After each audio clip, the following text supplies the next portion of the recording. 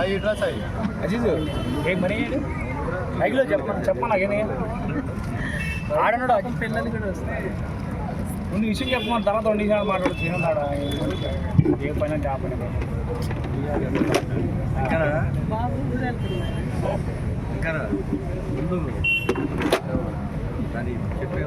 ఈరోజు ఈ కార్యక్రమానికి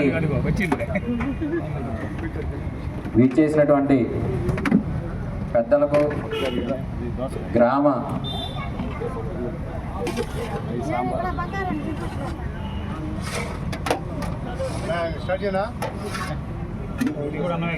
ఈ కార్యక్రమానికి